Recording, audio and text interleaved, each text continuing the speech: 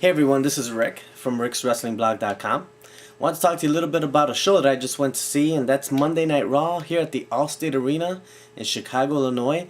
This was September 23rd. It was a great time. It was a good show. Besides the show for a minute, I do want to mention that if you're going to the Allstate Arena, keep an eye on the seats you get, because it looks like the WWE still sells some seats that don't even have the best view, and I was pretty upset.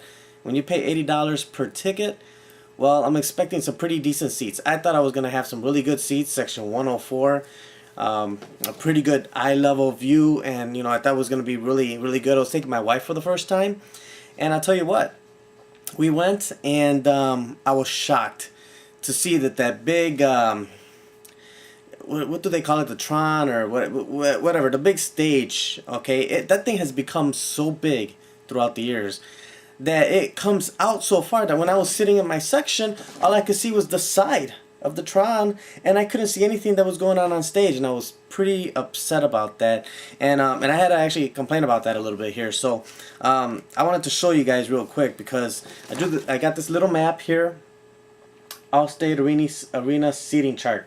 Okay, so I was sitting in section 104. Yeah, right there.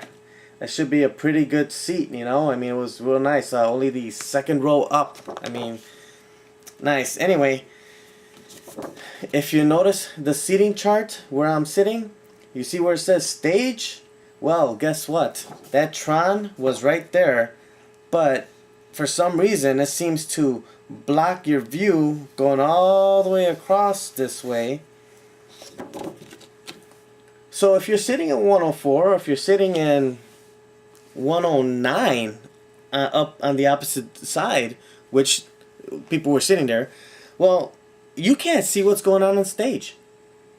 It was, the show starts, Triple H and Stephanie walk to the ring, and they start addressing wrestlers that are on stage. I didn't know that there were wrestlers on stage. I couldn't see them. But they're talking to them, and I'm like, oh, great. So there's a bunch of wrestlers on stage, and I can't see it right now.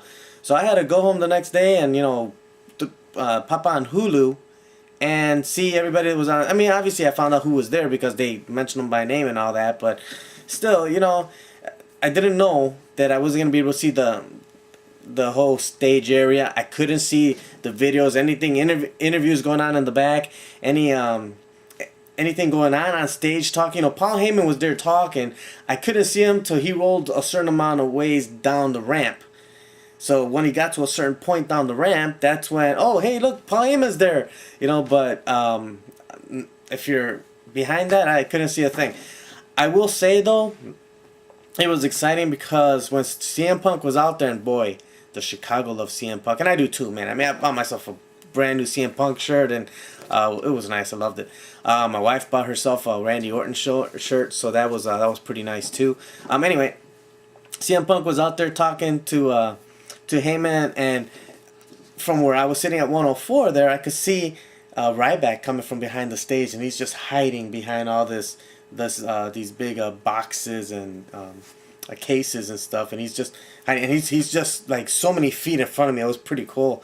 I actually got a couple pictures and a couple little videos there, so I haven't posted them yet, but we'll see if I might get in trouble for them. But anyway, they were hiding right there, and you could see Axel all the way on the opposite side when he finally came out, because obviously I can't see behind the stage.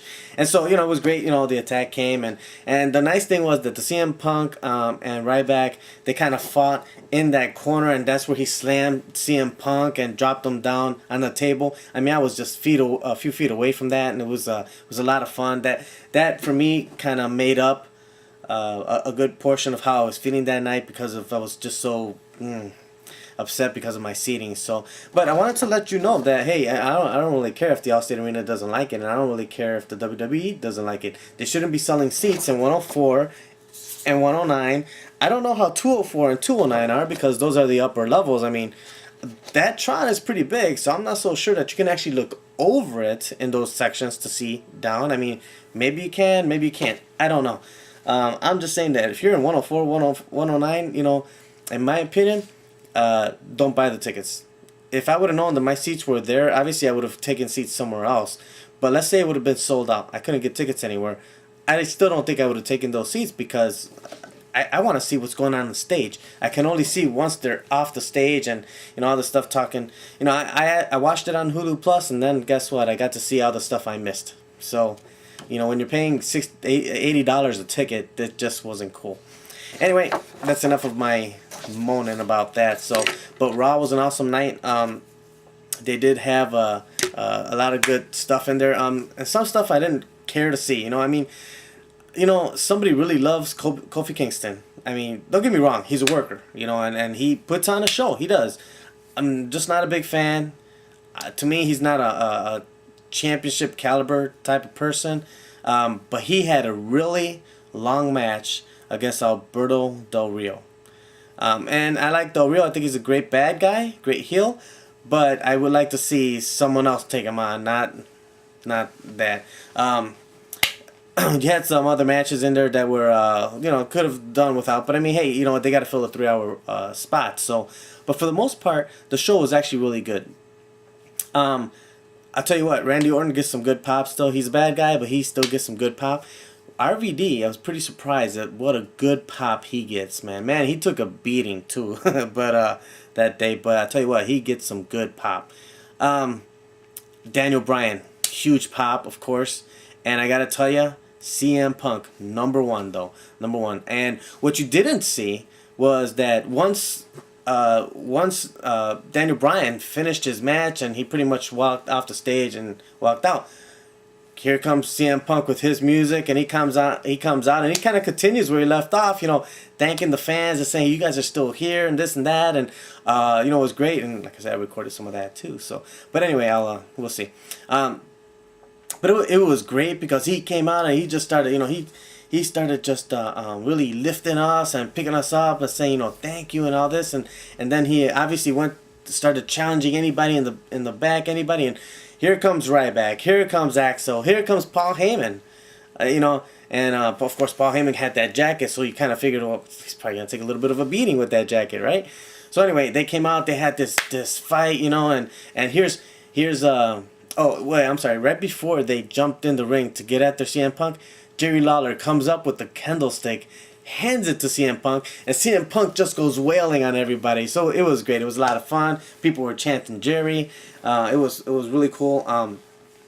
They got the advantage over him for a little bit, but then here comes CM Punk, got the best again, and he just pounded on the two.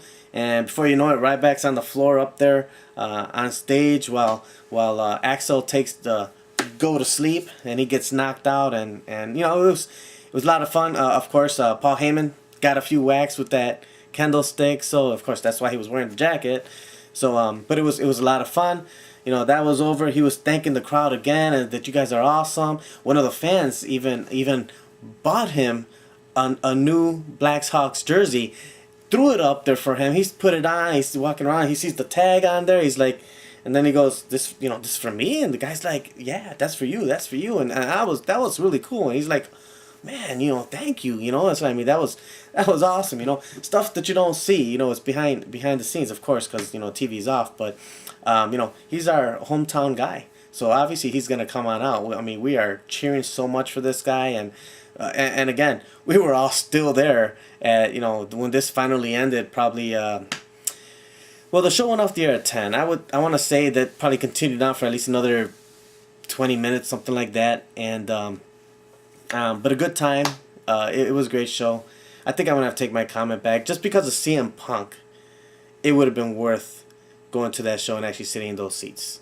They were crap, but still, still because of what he did for us, I think he really showed his appreciation to us, and I really appreciate the extra effort that he put into, because he doesn't have to do that. He could have gone home already. So anyway, it was a great show. I'm looking forward to the next one. There's another one coming up in December. Not so sure I'm going to go to that one. It's right after Christmas, but we'll see. We know that there's going to be some more Raws or SmackDowns and pay-per-views hopefully next year, so I'll be going to those. So we'll see what else comes up. So thanks a lot. You take care. Bye.